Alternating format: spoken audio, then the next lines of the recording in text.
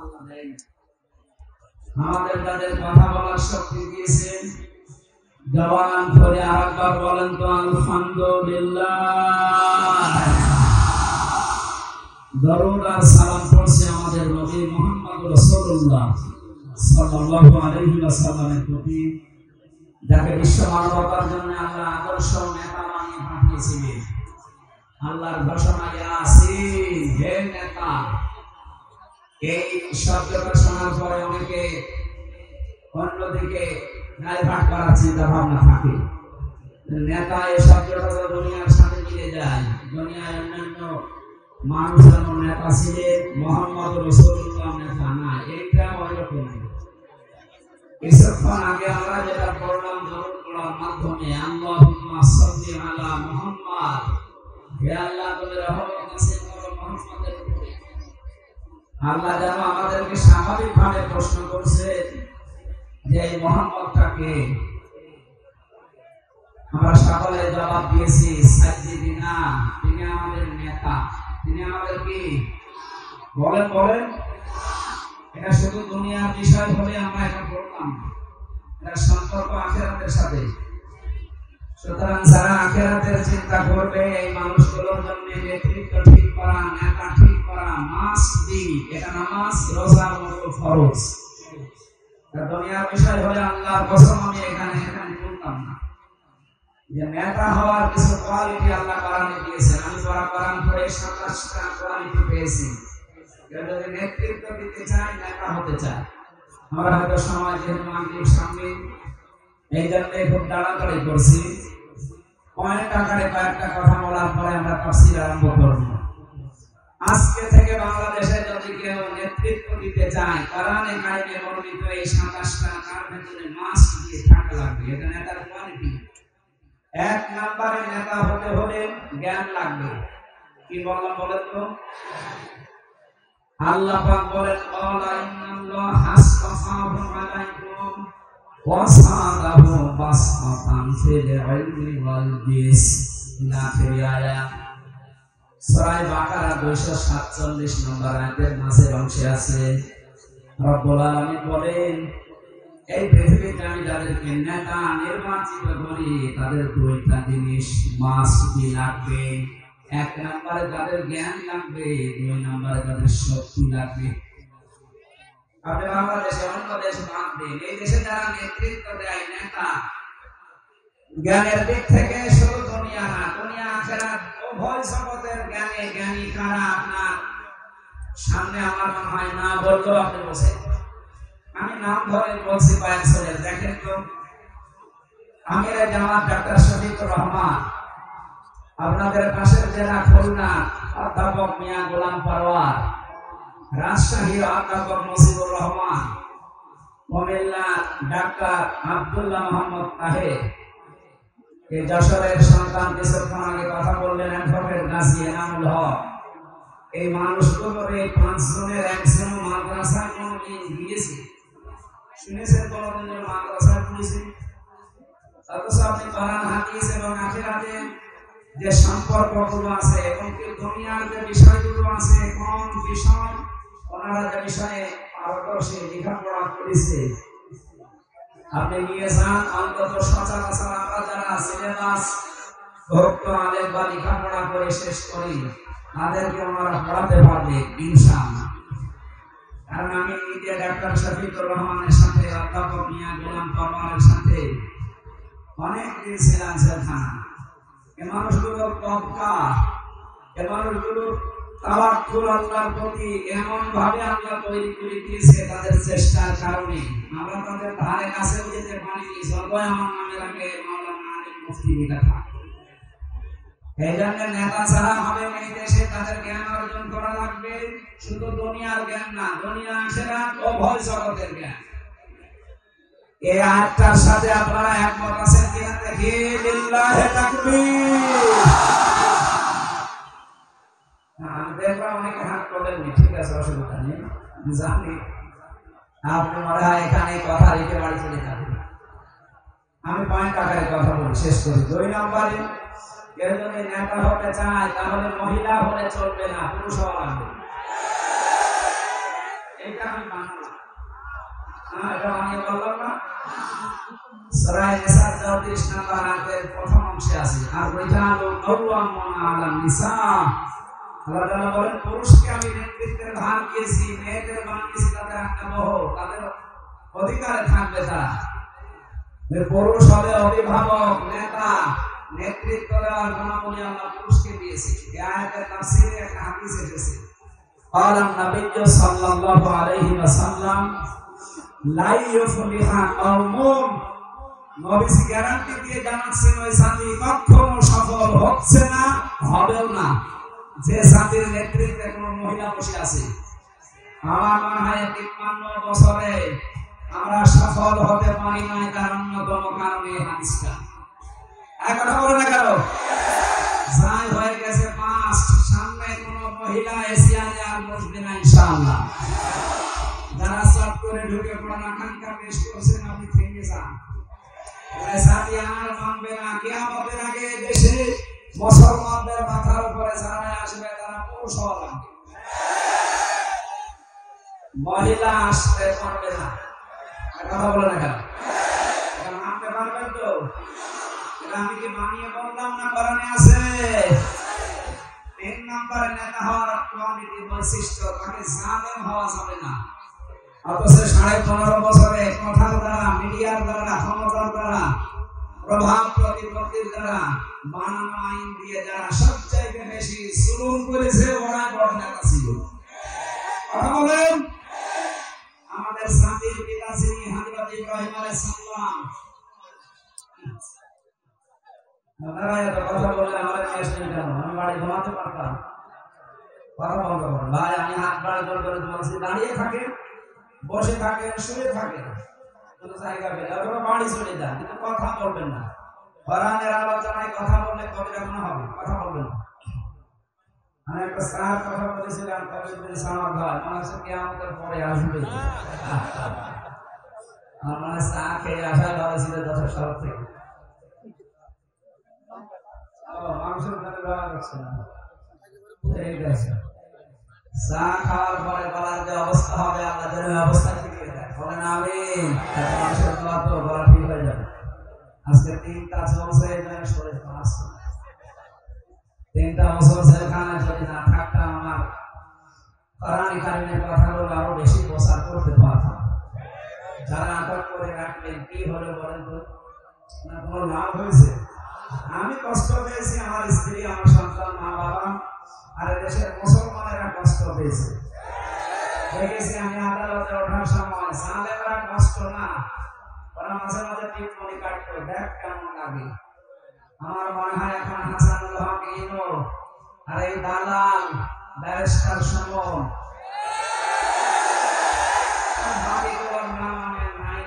এদের এখন যা অবস্থা, আমার মাঝে মাঝে আদালতে হাজিরা দিতে গেলে মনে হয় দেখ কেমন লাগে, দেখ কেমন লাগে। আমি ভার্সিটি থাকাকালীন কল্পনা করেছিলাম দেখ কেমন লাগে, এই সেটার সাথে একেবারে মিলে যাচ্ছে। আমাদেরকে তো মানুষ বসা ডিম মারে না, আর এদেরকে আল্লাহ এত অপমান করেছে, অপমানজনক শাস্তি আল্লাহ তার উপরে ঢেলে দিয়েছে। এমনকি কারো বেশি পর্যন্ত কালামানিকের বেশি আছে, জীবনে সংসার করার কাজ শেষ। যারা জুলুম করেছিলেন আপনাদের কোনো লাভ হয়নি, আপনি আরো আল্লাহর টার্গেট করলেন। ইন্নামাস সাবিলু আলাল্লাযিনা ইয়াসলিমুনা নাস, মানুষ হয় যারা মানুষের উপরে জুলুম করে, এরা আল্লাহর মামলার আসামি। সুতরাং যিনি পালিয়ে গেছেন, নিজে থেকে শুরু করে দেশে যারা জালেম এবং জালেমদের উত্তরাধিকারী, যারা জালেমদের দোষর ছিলেন, আপনি বিশ্বাস করতে পারেন সূরা শুরা 42 নম্বর আয়াত অনুযায়ী আপনি আল্লাহর কেসের আসামি। কথা বলেন না কেন?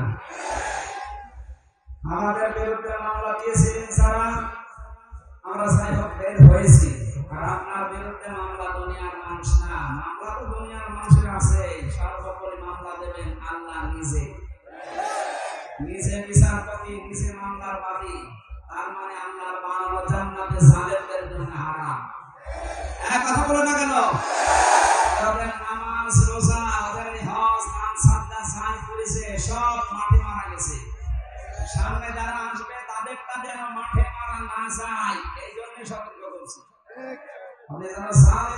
যাবেন না।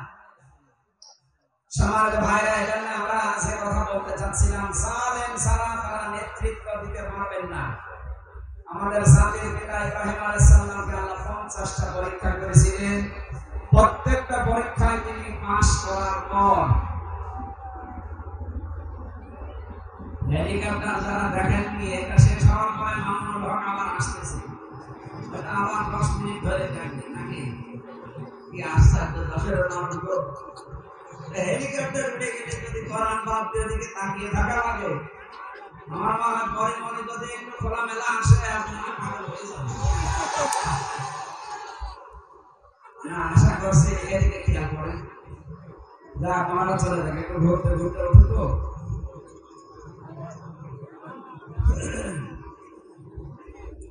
যারা জালেম তারা নেতৃত্বে আসতে পারবেন না। সুতরাং জুলুমবাজ যারা, এদের জন্য নেতা হওয়া হারাম, এদের পেছনে থাকা হারাম। 4 নম্বরে নেতা হতে পারবে না তারা যে মানুষগুলো, এবার আমি বলে দিচ্ছি।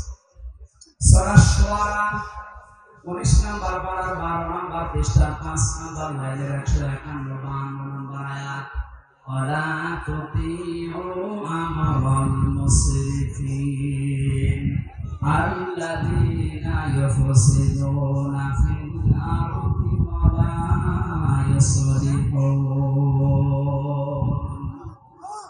আল্লাহ পাক বলেন তাদের অনুসরণ করা যাবে না। দুনিয়াতে যারা ইসরাফ করে, অপব্যয় করে, অপচয় করে, দুনিয়ায় যারা আল্লাহর তৈরি করা আইন বাদ দিয়ে মানুষের তৈরি করা আইন কায়েম করতে চায়, তাদেরকে ফাসাদ সৃষ্টিকারী বলা হয়।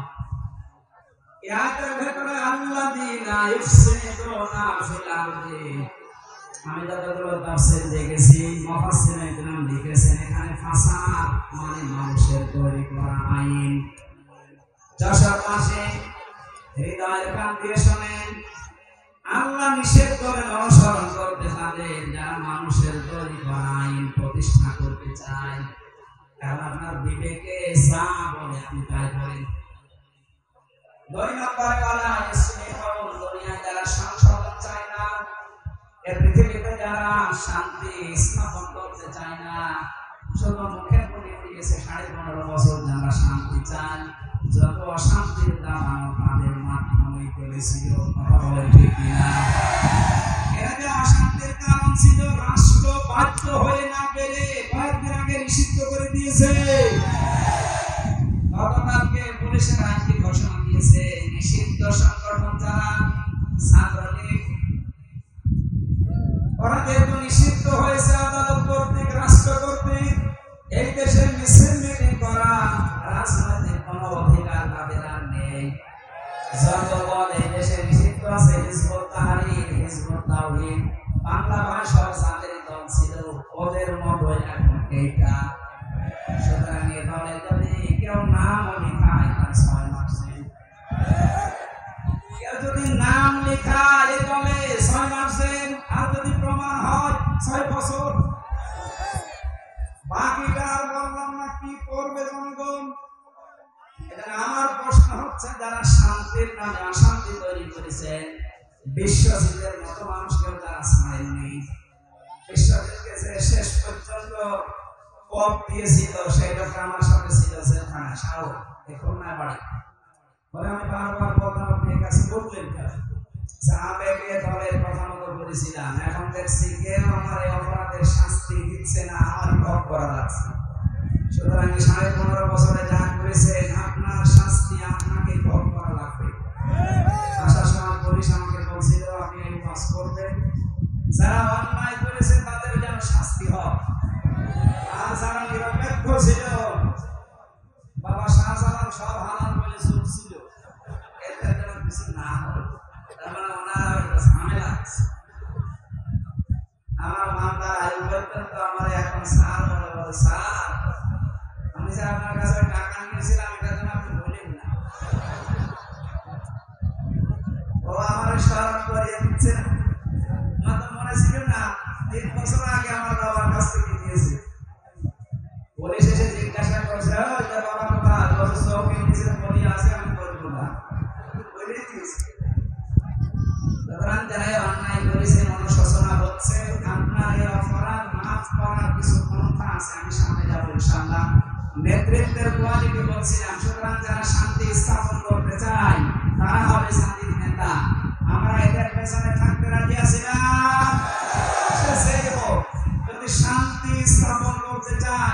আর ফাসাদের 9টা অর্থের প্রথম অর্থ মানুষের তৈরি করা আইন যারা প্রতিষ্ঠা করতে চায় না ফাসাদকারী এদের পেছনে থাকে না।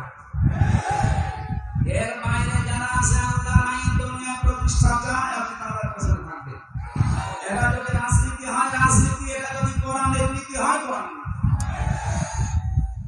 কিছু মানুষ আছে এখনো পর্যন্ত এই দেশে নামাজ পড়ে রোজা রাখে হজ করে এসেছে দান সাদকা করে। এরা রাসূলের 13 বছরের জীবনী শুনতে চায়, কিন্তু বাকি 10 বছরের জীবনী শুনতে গেলে ওদের সুলতানি মুহাম্মদ রাসূলুল্লাহ মক্কার জীবনে 13 বছর অত্যাচারিত হয়েছিলেন। ওই মুহাম্মদ রাসূলুল্লাহ 10 বছর মদিনায় রাষ্ট্র চালিয়েছিলেন। নবীজি তো 13 বছর, আমরা মনে হয় যে 15 বছর পার করে ফেলেছি। কথা বলেন। সুতরাং এই সিস্টেম অনুযায়ী এখন 10টা বছর নবীজির মতো প্রাণ দিয়ে এই দেশ চলবে। আর এটাই সবচাইতে বড় সুন্নাত। মান তামাসসাকা বিসুন্নতি ইনদা ফাসাদি উম্মতি আলাহু আজরুন ইয়াতি শাহীদ। আমার উম্মতের যখন দুরবস্থা চলবে ওই সময় যদি কেউ একটা আমার সুন্নাত জিন্দা করতে পারে তার আমলনামায় 100 শহীদ আবু সাঈদের মতো গলা কাটা শহীদের সওয়াব পাওয়া যাবে ইনশাআল্লাহ। একবার আবু সাঈদ নিয়ে যদি দেশ স্বাধীন হয়ে যায় 100 গলা কাটা শহীদের সওয়াব নিয়ে কিয়ামতে উঠতে পারবে যদি কোরআন এই দেশে কায়েম হয়ে যায়। আর কথা বলেন না কেন? এটা নফল না, মুস্তাহাব না, মুবাহ না, সুন্নাত না, এটা ফরজ। পৃথিবীর যত নবী আল্লাহ পাঠিয়েছেন 2 জন নবীকে তো আল্লাহ রাজত্বই দিয়েছিলেন, হযরত দাউদ নবী, সুলাইমান নবী আলাইহিস সালাম। বাকি যত নবীর জীবনী আমি পড়েছি, প্রত্যেক নবীর জীবনের ভীষণ এটা ছিল আকিমুদ্দিন, জমিনে দিন কায়েম করা লাগবে। আমরা দেখেছি পৃথিবীর নবীদের তাদের শরীয়তে হয়তো কম বেশি ছিল কোন মাসলা মাসাইলে বিধানে, কিন্তু এই বিধান প্রত্যেকের জন্য প্রযোজ্য যে আকিমুদ্দিন, দিন কায়েম করা লাগবে। ওয়ালা তাতাফাররাকু ফি, এখানে কোনো মাসলা মাসাইল আছে, কোনো ফতোয়াবাজিও নেই, কোনো মতপার্থক্য চলবে না। কথা বলেন না কেন? এই দেশে শুধু আমার মনে হয় যারা ক্ষমতায় ছিলেন তারা বাদে বাকি আমরা যা ছিলাম সবাই মাসলুম, সে যে দলের লোক হোক। কথা বলুন। বিএনপির এক একজনের নামে 313টা মামলা দেখেছি আমি আদালতে। ওর বাড়ি বড় তো না, বললাম ভাই মামলা কয়টা অবস্থা বেশি না 313টা। বলেন তো 313টা যা মামলা এক একটা যদি হাজিরা দেওয়া লাগে ওর বছরে আর কোনো কাজ করার কায়দা আছে? আমার বলেছিল 50টা মামলা দেব। আরে 2টা দিয়েছে, টাকা নিয়েছে বাবার কাছ থেকে 10 লাখ, এজন্য আমার মামলা দেয়। এই 2টা আমার হাজিরা দিতে মাহফিল বন্ধ করে দেওয়া লাগতো। এখন যদিও বেরোসের খালাস হয়ে গেছে, আমি নির্দোষ প্রমাণ হয়েছি, আলহামদুলিল্লাহ। এরা মুসলিম ছিল, আজকে সাক্ষীরা ছিলাম 12 থেকে 1টা পর্যন্ত। সাবেক এমপি হাবিবুল ইসলাম হাবিব ভাই ছিলেন, উনিও 4 বছর ছিলেন জেলখানায়। তার নামেও শত শত মামলা। বিএনপির ভাইরা, জামাত ইসলামী ভাইরা, ছাত্র শিবিরের ভাইরা, অন্যান্য ইসলামী দলের ভাইরা, আমরা যারা ছিলাম দেশে ক্ষমতাবাদ দিয়ে সবাই মাসলুম। এখন যে অবস্থা এসেছে এখন কিন্তু সবাই এক হওয়ার সময়। উহুদের যুদ্ধে কিন্তু বিজয় হয়েই গিয়েছিল। কথা বলেন না কেন? বিজয়টা শেষ পর্যন্ত আমরা ধরে রাখতে পারিনি। আমাদের এখন যদিও বিদায় হয়েছে, যদি এখনো এক হতে না পারি সত্যিই কিন্তু উহুদের মতো পরাজয় আবার আসবে। আন্তর্জাতিক ষড়যন্ত্র আপনি খেয়াল করছেন? উনি ওখানে যে বসে নেই শুধু চা খাচ্ছে আর পাকা ডিম খাচ্ছে তা না, উনি কিছু করছে। সুতরাং আমরা যেন এই ফাঁদে পা না দেই, সাবধান। আজকে মামুনুল হক আসবে কিছুক্ষণ পরে এখানে। উনি সেখানে আমার সাথে 3 বছর একাধারে ছিলেন। মাঝে মাঝে বলতেন, হামজা বাইরে কি ভাবনা আমার ভেতরে চা এসেছে।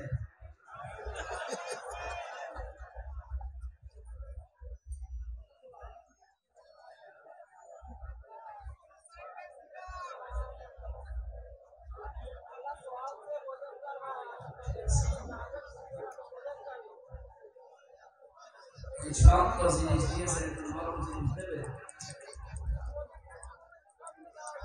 আমার ভাইরা উনি বলতেন যে আমরা ভাবতাম কি বাইরে আর ভেতরের অবস্থা একই দেখছি।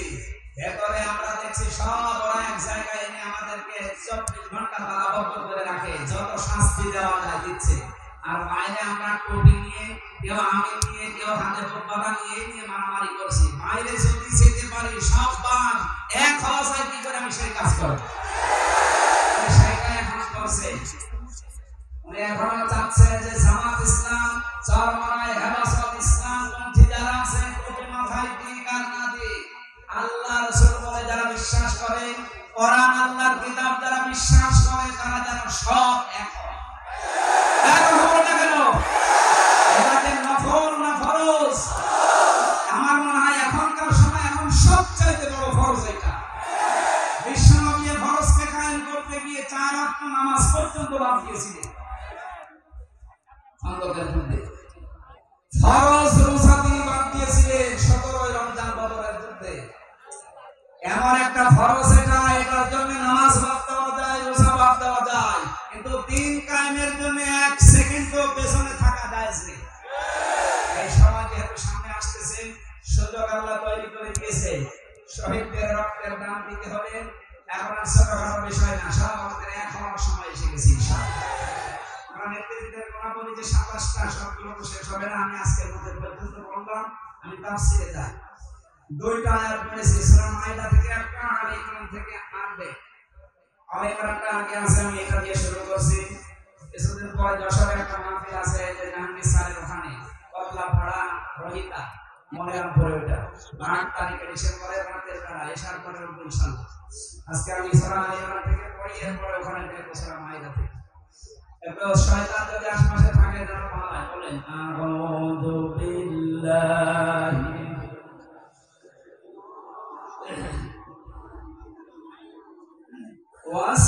وسارعوا إلى مغفرة من ربكم وجنة إلى آخر آية। 133 নম্বর আয়াতের প্রথম অংশ। আমি খুব সাড়ে কাটে বলছি। আল্লাহ পাক বলেন তোমরা দৌড়াও। কে বলছেন বলেন তো? তাহলে এবার প্রস্তুতি নিয়ে দৌড়ানো লাগবে।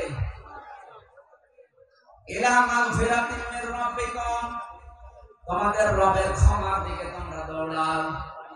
এই যে ক্ষমা, মাগফিরাত এই শব্দটা শুনতে যত ছোট মনে হচ্ছে, সহজ মনে হচ্ছে, এটা এত সহজ না। আর 15.5 বছরে যারা জুলুম, নির্যাতন, অত্যাচার, আয়না ঘরের সাথে সম্পৃক্ত ছিলেন, তাদেরও ক্ষমা আছে, কিন্তু এই অপরাধের শাস্তি আগে দুনিয়ায় হওয়া লাগবে। তারপর অনেকে মনে করছেন আবার কি ঝামেলায় ফেলে দিলেন। আরে ভাই, আমি আপনাকে বাঁচাতে চাই। ওইরকম শিকারি বাটপারি আর প্রতারণা করে আপনাকে দুনিয়ার বিপদে ফেলবো, আখিরাতে আপনি পড়ে থাকবেন বিপদে। আমি চাই আপনি যেন মরণের পরে আর কোনো বিপদে না পড়ে। দুনিয়ায় যে ধরনের অপরাধ করেছেন, যদি জেনা করেন জেনার শাস্তি নিয়ে যান, যদি চুরি করেন চুরির শাস্তি নিয়ে যান, যদি ডাকাতি করেন ডাকাতির শাস্তি নিয়ে যান, যদি গুম করেন খুন করেন, যদি আয়না ঘরে রাখেন তার শাস্তি নিয়ে যান, তারপরে মারা যান। নয়তো আপনার দুনিয়াও শেষ, আখিরাতও শেষ হয়ে গেছে। আমি একটা হাদিস বলছি, এটা তাফসীরে ফি সিরালিল মানানে পাবেন। এক যুবতী মেয়ে এসে রাসূলের কাছে বলেছে, হে রাসূল, আমি জিনা করেছি, আপনি আমাকে মুক্ত করেন এই পাপ থেকে। নবীজি কিন্তু বলতে পারতেন যে যাও আস্তাগফিরুল্লাহ করে নাও। কথা বলেন না। আমাদের দেশে তো বিভিন্ন পীরের দরবার থেকে, বিভিন্ন মসজিদ থেকে এই কথাগুলো এখন আসতেছে। আপনি বাইতুল মুকাররম থেকে শুরু করে এই সেকরগাছা জামে মসজিদ পর্যন্ত যান, ইমাম সাহেব, মুয়াজ্জিন সাহেবের কাছে গেলে বলবে আস্তাগফিরুল্লাহ পড়ে। এটা একটা বাক্য। কত মানুষ যদি নিজের অপরাধ মাফ করতে চায়, শুধু বাক্য পড়লে হবে না। তাওবা করার নিয়ম হচ্ছে অপরাধ যার কাছে স্বীকার করবেন তার কাছে। কথা বলেন না কেন? আপনাদের যশোরের একজন আমার সাথে ছিলেন, যে গায় সাবেক ওসি, আমি নাম নিলাম। মনে আমার বলছে, হুজুর আমি তাওবার যে ব্যাখ্যা বলে এটার সাথে আমার কেমন যেন একটা ঝামেলা আছে। কি বলে? এই যে নির্বাচন গেল, রাত 12টার পর থেকে শুরু করলাম ফজরের পর্যন্ত, আমার লোকজন দিয়ে আমি ভোট মারা আরম্ভ করলাম আল্লাহর নামে। কাজ করছে কার নামে? এরপরে ওটা বাক্স জমা দিয়ে দিলাম। গোসল করার পরে, ওযু করার পরে নামাজে দাঁড়ালাম, আস্তাগফিরুল্লাহ আস্তাগফিরুল্লাহ পড়লাম, আমার মাফ হয়েছে, এটা ইয়ার কি মাফ হয়েছে? কারণ আপনি তো আল্লাহর কাছে অপরাধ করেন যে আস্তাগফিরুল্লাহ পড়বেন, আপনি অপরাধ করেছেন।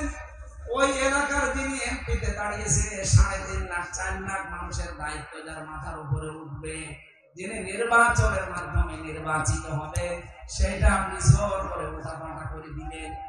সুতরাং এই 3.5 লাখ 4 লাখ মানুষের কাছে আগে স্বীকার করবেন। এদের ভেতরে যারা এই কয় বছরে মারা গেছে এখন আপনি তাদের কাছে মাপ চাবেন। তার মানে আপনার ক্ষমা নেই, এবার বলেন ক্ষমা আছে। আমরা যারা জীবিত মাফ করে দিলাম, এই 15.5 বছরে যারা মারা গেল ওদের কাছে মাফ চাবেন কি করে? এখানে মানুষের হক যারা নষ্ট করেছে তাদের কপাল পুড়ে গেছে। সাবধান, খুব সাবধানের বিষয়ে। নবীজি বলতে পারতেন এই মেয়ে যা আস্তাগফিরুল্লাহ পড়ে নাও, সে তো আরব দেশের লোক, আরবি জানে, পড়তে পারতেন না? 3 বার আসার পরে নবীজি বলেছিলেন ঠিক আছে সন্তান হোক, এরপরে যখন খাবার খাওয়া শিখবে নিয়ে আসবা। ছেলেটাকে এক সাহাবীর হাতে তুলে দিয়ে বললেন এই মেয়েটাকে পাথর মেরে শেষ করে দাও। হযরত খালিদ ইবনে ওয়ালিদ বলেন আমার শরীরে এক ফোঁটা রক্ত লেগেছিল, এই মেয়েটার আমি ভৎসনা দিয়েছি, ধিক্কার জানিয়েছি। নবীজির কানে কথাটা যাওয়ার পরে বিশ্ব নবী বললেন থামো খালিদ, এ কথা বলবা না। আমি নবী, তুমি নবী না। আমি যা দেখি তুমি তা দেখতে পাও না, আমি যা বুঝি তুমি তা বোঝো না।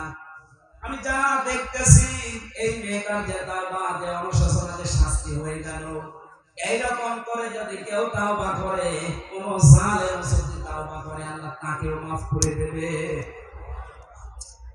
এই জন্য 15.5 বছর যারা জুলুম, অত্যাচার, নির্যাতনের সাথে সরাসরি এবং ইনডাইরেক্ট ভাবে যারা জড়িত, তারা শুধু আস্তাগফিরুল্লাহ পড়লে আল্লাহর কাছে মাফ পাবেন না। আপনাকে এই পাপের শাস্তি নিয়ে তারপর আস্তাগফিরুল্লাহ পড়া লাগবে। যারা গুম করে রেখেছেন, যারা আয়না ঘরে রেখেছেন 8 বছর 10 বছর, আপনাকেও 10 বছর আয়না ঘরে রাখা লাগবে। আপনি দেখেন কেমন লাগে, এরপরে আস্তাগফিরুল্লাহ পড়েন। আমি 10 দিন মাটির নিচে ছিলাম, তাই আমার হুঁশ ছিল না। আর আপনি 8 বছর ব্যারিস্টার আরমানকে রেখে দিয়েছেন। আপনি মানুষ। আমার আসমিকে 10 বছর রেখে দিয়েছেন মাটির নিচে। আমি দেখেছিলাম অনেকে 14 বছর পর্যন্ত ওখানে আছে। মাঝে মাঝে চিৎকার শোনা যেত, আর দেওয়ালে মোবাইল নাম্বার লিখে রেখেছে। ভাই যদি বাইরে কেউ যেতে পারেন একটু বলবেন যে আমি বেঁচে আছি। জীবিত মানুষ জিন্দা কবর থেকে 10 বছর 8 বছর 14 বছর পরে বের হয়ে চলে আসছে। এর সাথে যারা জড়িত আস্তাগফিরুল্লাহ পড়লে মাফ হয়ে যাবে। কোন পাগলে বলছে আপনাকে? এদেরকে আগে এই শাস্তি ওই মহিলার মতো দেওয়া লাগবে। মহিলার যেমন জেনার শাস্তি হওয়ার পরে মাফ হয়েছে, আপনাকেও 10 বছর আগে আয়না ঘরে বন্দি রেখে তারপর আস্তাগফিরুল্লাহ পড়াবো।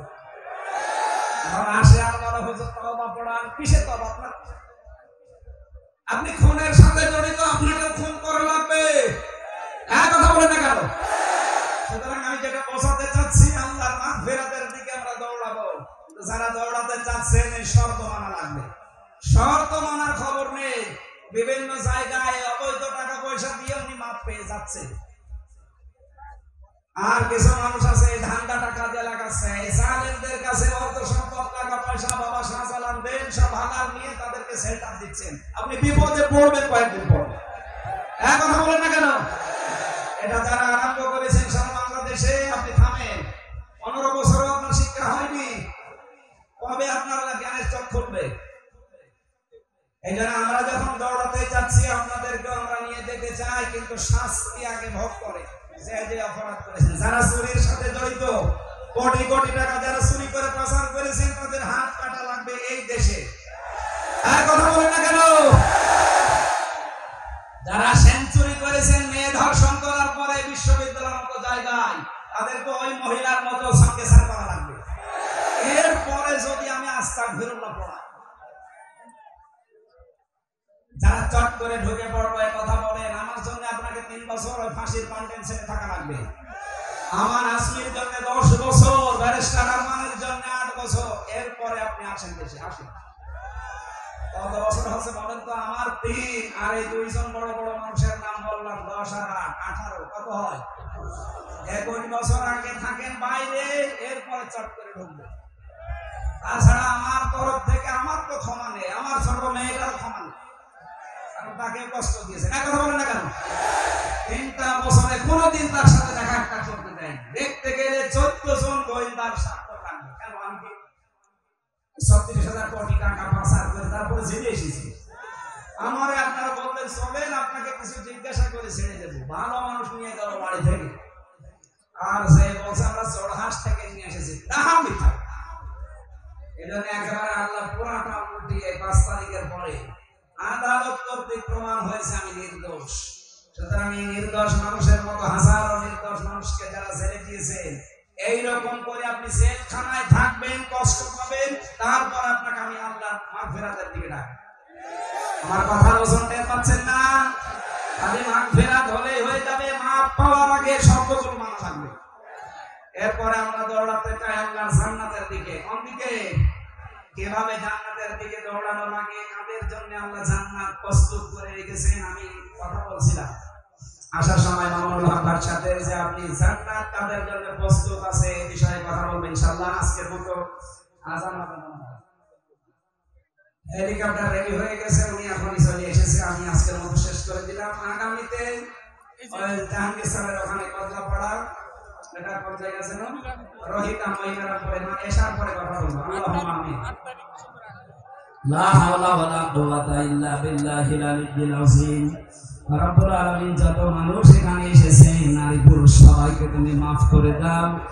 কবির বিন সামাদ ভাইয়ের বিশাল অনুষ্ঠানকে বানানের ইজ্জতে কবুল করে নাও। তার বাবা কবরে আছে, মাফ করো। যত আলেম এখানে এসেছে আলেমদেরকে তুমি ক্ষমা করে দাও। আমার কণ্ঠটা আল্লাহ তুমি মেহেরবানি করে ছেড়ে দাও। আমার মতো যারা অসুস্থ আছে সবাইকে শেফায়ে কামিলা জেলা নসিব করো।